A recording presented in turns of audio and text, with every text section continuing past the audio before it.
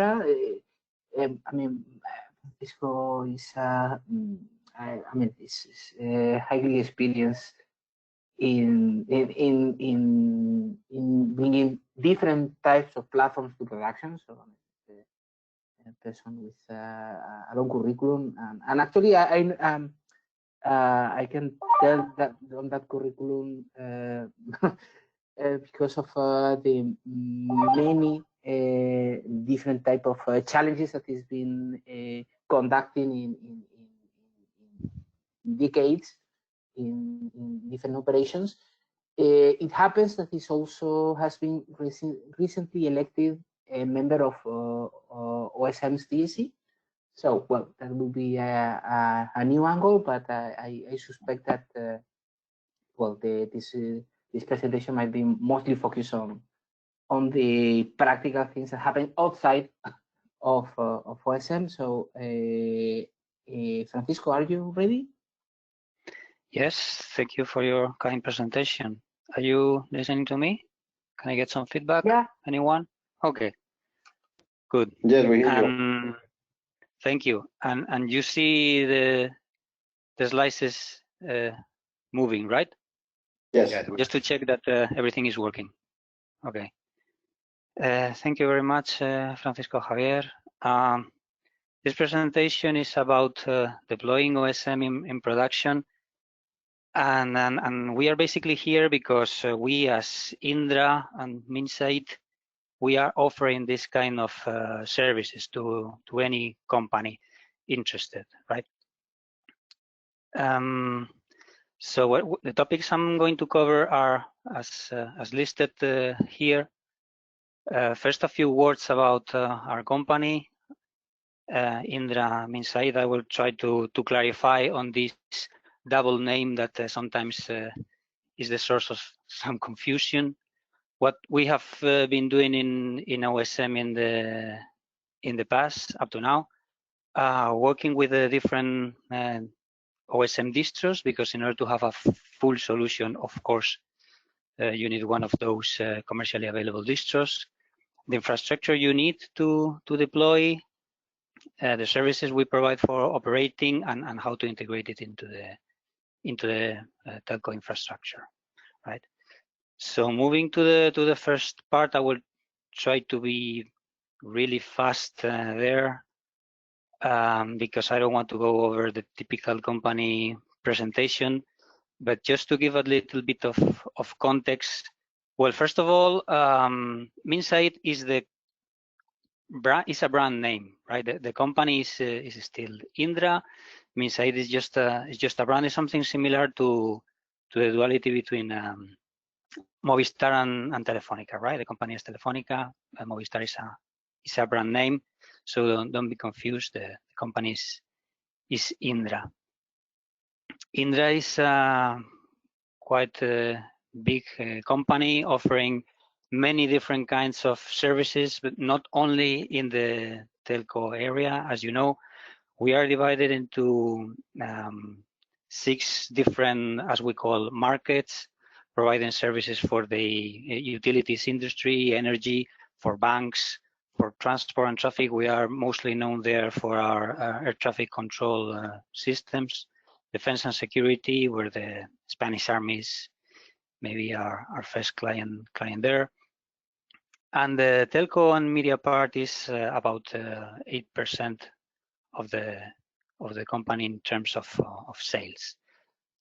Company-wide, we are 43,000 professionals, and in the telco area, we are about 4,000 professionals, and we provide services almost in any country in the world. It's difficult to pick a country in the world in which Indra is not at least providing one project. We do all kinds of things, from consulting services to operating platforms to providing our own products and services. Okay, moving specifically to the telco part of the company, our main client is Telefónica. It could be around half of our sales of our business, but we work for many other companies, including 4 of the top 10 telcos in the world. We are mostly known for integrating and evolving systems in the OSS and BSS area, but we also have a number of products that you can see listed there. A few of them could be the big box solution for big data in telcos, our sites asset management solution for managing the full life cycle of all the sites a telco operator has. Basically the sites for the antennas that are widely distributed and require a lot of management activities there, ranging from managing the visits of the technicians to let's say paying the taxes of the municipalities. A lot of things are managed by this platform. Our portability management solution that is working in 8 different countries. Network management solution that is called Draco for monitoring fiber access. Well, a number of solutions. In terms of our footprint in Europe, you can see the countries in which we operate there. Part of it is matching the footprint of Telefónica, but this includes some other, let's say, more exotic countries for a Spaniard like me, like Serbia, Slovakia, Croatia. We work for many operators there, including Morocco, operators in Italy, Wind, Team, even Vodafone. And we are also, as you all know, present in South America and also in the Philippines, where we work for the main 2 operators there that are Globe and Smart. Okay. So this is a small presentation of the company. Moving now to our activities in OSM. We are founding members of OSM. We started our activities there, collaborating in OSM since the inception in 2016. And that year we did a demonstration along with many other companies involved, Comtel, Etilla, Telefónica, of course, in TMForum Live, showing a Catalyst project. I don't know if you're familiar with those projects, but they're basically integration efforts to show products in the OSS and BSS landscape. And you can see there what was presented there. Now, 4 years ago, it looks a little funny. I would say it's a kind of a vintage slide where you can see what was there, the seed. It was not even the version 1. This was called the seed version of OSM, or OSM release 0, in which there are different blocks for the companies that provided part of that seed code. And at that time, what we presented was something similar that was done in the Mobile World Congress of 2016. And it was a hybrid scenario in which part of the infrastructure was physical and part of the infrastructure was virtual. And at that time, this integration had to be done with an orchestrator on top of OSM. We were using a Comtel orchestrator. Well, as you probably are fully aware now, OSM is able to deal with physical infrastructure as well to manage PNFs. But at that time, that was not included, and it had to be done that way. The next year, 2017, we did something similar again, an integration effort with different companies. We integrated BNFs from Riverbed and 6Scale, and what we were showing there was the initial stages, let's say, of what would be later the MOM modules of OSM, the part that is in charge of the monitoring of the BNFs and the network services. The Catalyst project was called the A2NB management with open APIs in open source MANO, and it was quite funny that the organizers wanted to remove this day 2 thing because they considered this could confuse some participants and understanding that it was only presented on day 2. But basically what we were showing there was day 2 management in OSM back in 2017. So since that, we have contributed to OSM in different modules. Maybe the most visible these days is the monitoring stack for the Kubernetes deployment of OSM, for the upstream Kubernetes deployment that we showed in the Hackfest last Tuesday. And it provides a stack based on the Prometheus operator to fully manage OSM, to be able to see the state of the pods, memory and resource consumption of each one of them, and raising alarms in case there is any health problem with the modules involved. We also are VNF providers. We own, as an Indra product, our radios and PCRF server, which is called IEEE.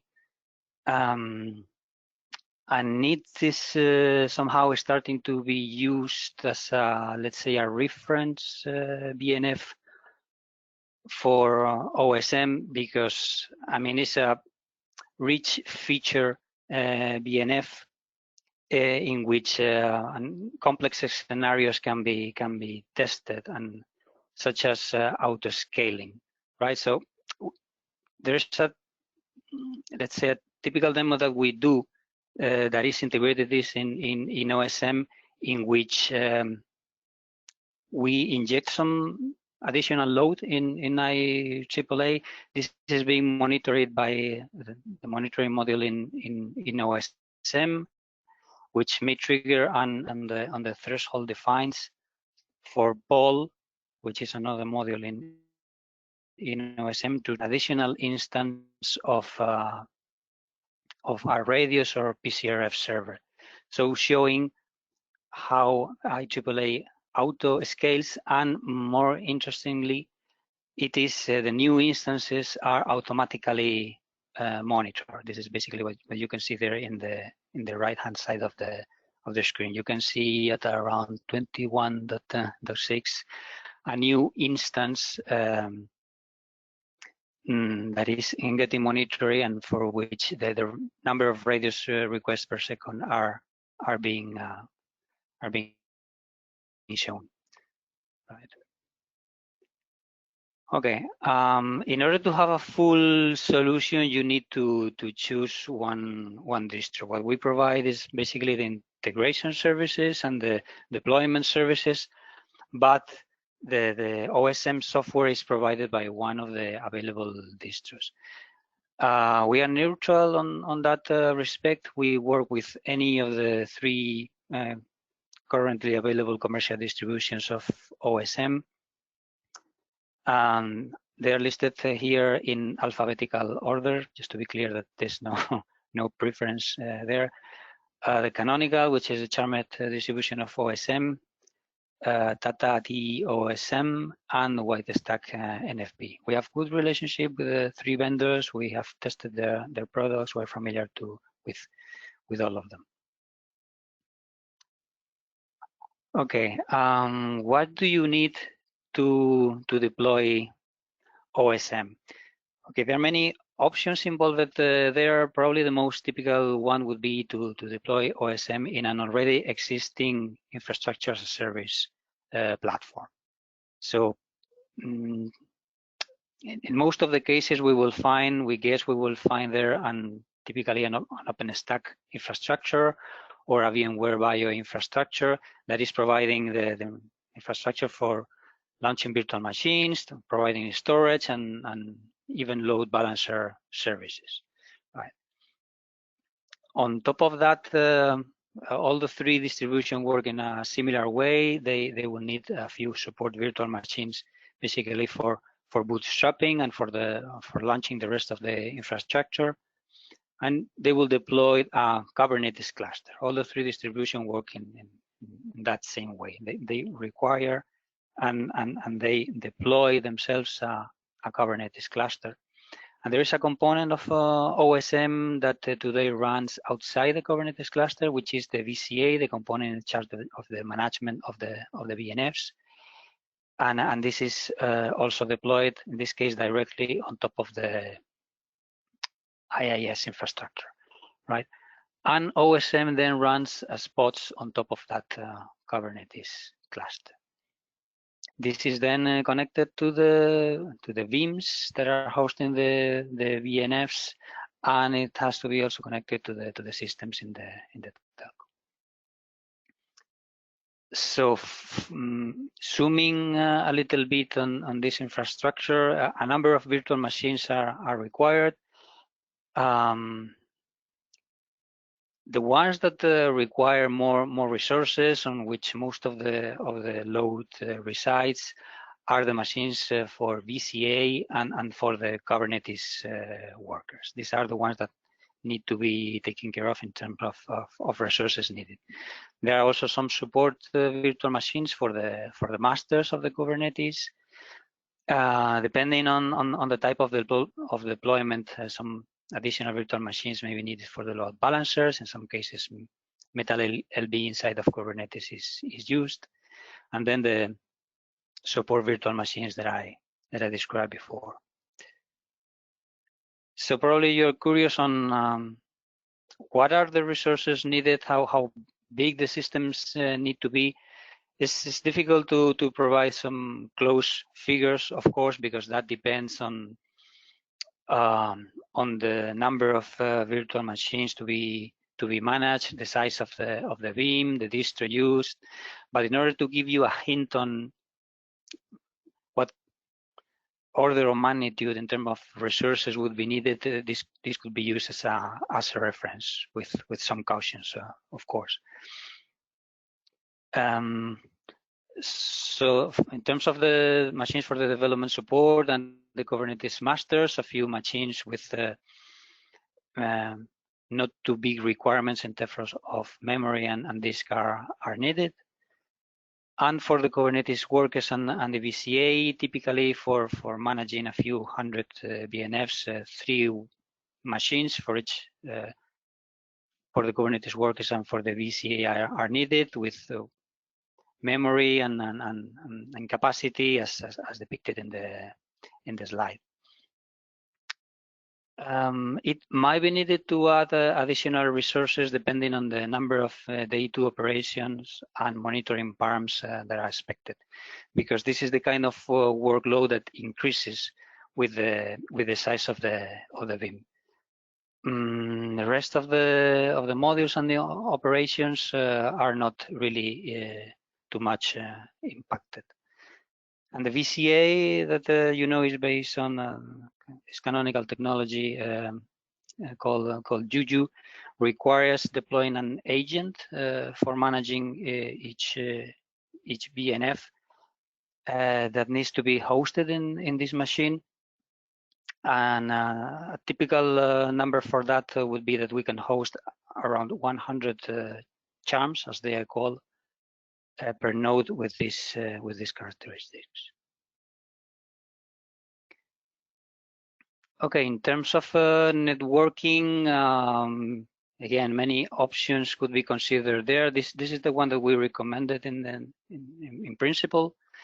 Operators may have additional requirements in terms of security that may require maybe adding more granularity in the networks, but if things can be kept simple and taking into account that in the end Kubernetes basically is having a single network, this is what we would recommend: having a network that is connecting all the elements of OSM together and connecting with the rest of the systems in the operator. A different network, this one having different connectivity and security requirements for the management of the VNFs on which the VCA would be connected. OSM will be providing some load balancers for getting the request for the GUI, for the node-bound interface, for accessing the dashboards. Those requests will be routed to the load balancer that in turn will distribute the load to the different pods in the system.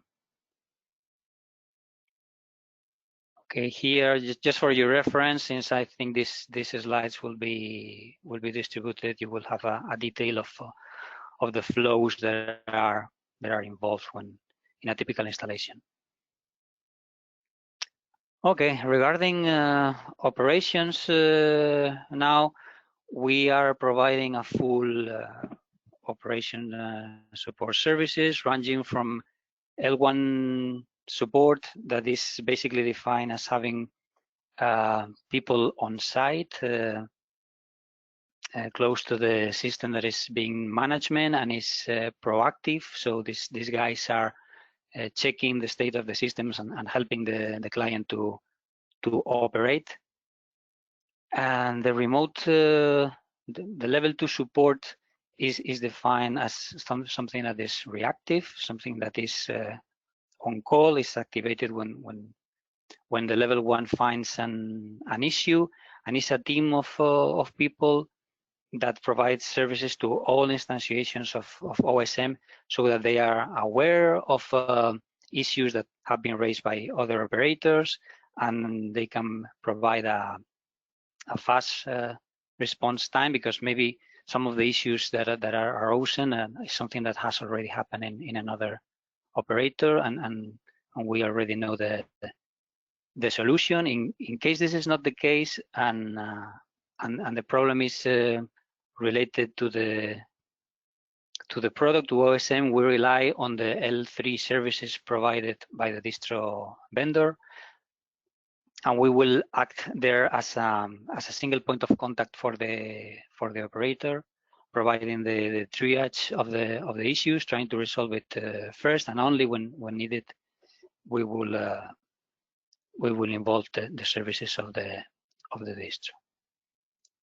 We have a lab system in place that, of course, cannot reproduce totally what will be available in the end clients. It's a more modest system, but this was allow us to triage the issues and not rely completely on the pre-production system that the operator has in place. So with this kind of open source projects, there's always the issue of what kind of support I get in terms of solving code problems, and how can I be sure that there's proper alignment between the patches that I get for production and what will be available upstream in later releases.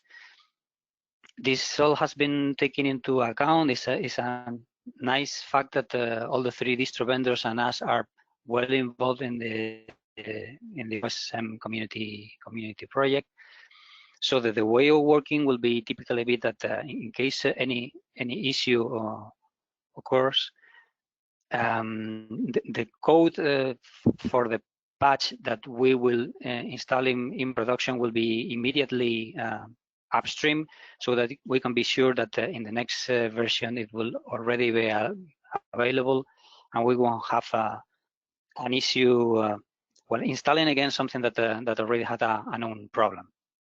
Right, we will be in the middle of this process also. For the method of procedure, installing the patch in production, taking care of the maintenance window required, and so on. But also keeping track of what is installed on each instantiation of OSM, and taking care that the following versions are up to date and not include things that were previously fixed. Okay, we typically we provide some additional services for operation and maintenance that are common to any typical telco system, including defining how to do the backups and implementing them. Not only OSM, but also the underlying infrastructure in terms of Kubernetes and the virtual machines involved and so on. Taking care of the software updates, some of them could be more frequent than others. Probably software updates would be quite frequent, and installing them in production if they don't break compatibility, and we will make sure that, that they don't, testing the process beforehand. And when there are major version changes, this of course may require a dedicated activity just in order to plan the activity carefully, because in that case it will not be as simple as just upgrading the software, but could need a small window of an availability of the platform due to incompatibility between some models. I'm referring to major version changes typically. During the life cycle of the project, probably there will be necessary to add additional resources to accommodate the increase of the size of the system, and we may be also in charge of that. And of course, doing what we call the housekeeping of the system, doing some small configuration changes, such as integrating with different LDAP service and then the loss to different log backend systems and so on. We can also provide services for BNF integration. This is something in which we have a lot of experience. We have done it with a number of BNFs. And this could include not only the definition of the descriptors and helping the BNF vendor and the client to reach to an agreement on what is needed, but also coding the charms, you know, that are the agents that do the BNF management. We have some experience doing that, and this is something that we can also do. And even doing some functional and performance and management in terms of testing. Okay, and finally, a few hints into what is needed to integrate OSM into the existing telco infrastructure. One of the key points is the integration with authentication, with user authentication. You know that OSM has a user model that is quite rich, but probably what the operator will want is to integrate this into the existing system, and most of them have some kind of LDAP user repository system in place. Right, so this can be done in OSM using the already existing modules, and it works in such a way that the user definition is done in the LDAP externally in the LDAP system, and what is called the assignment, which is basically assigning roles to the users. This is done internally in OSM. So the workflow is typically that the operator will define in the LDAP server which users have access to OSM. There will be a synchronization between OSM and the external LDAP server, so that whenever there are user addition or deletions, they will be imported into OSM. And which role is assigned to each user and what projects he's assigned to, this is done using the OSM graphical user interface or the northbound interface. This is something that is already existing in OSM, and that will be part of the integration effort. But if the operator requires something a little more sophisticated, such as, for instance, single sign-on, something that is today not available in OSM, I mean, we are quite willing to understanding those requirements, and in case there's a critical mass for that, to do the implementation of this as required in OSM. So the OSM's distros and us are listening to the telco requirements, to our clients' requirements, and the approach would be that this would be designed and integrated in OSM upstream so that other clients could benefit from a feature like this. So it would be designed in such a way that it would be reusable for other clients to use it. Third point of integration is typically the sending of alarms to an external system and integrating with a logs database. So OSM and some of the distros have already modules in place for doing that, but we foresee that most of the clients will want to integrate with systems that are already in place. They will have probably an external, an alarming system already in place, and probably they will have an external logs database in which we have to integrate with. In this case, the approach will be to reuse the modules that are already available in OSM, but sending this information to these already existing systems. For instance, the alert manager in the Prometheus that is already available in OSM could be using for doing the traps silencing, grouping, and so on, and then sending something a little more cooked, let's say, to the system that are already in place.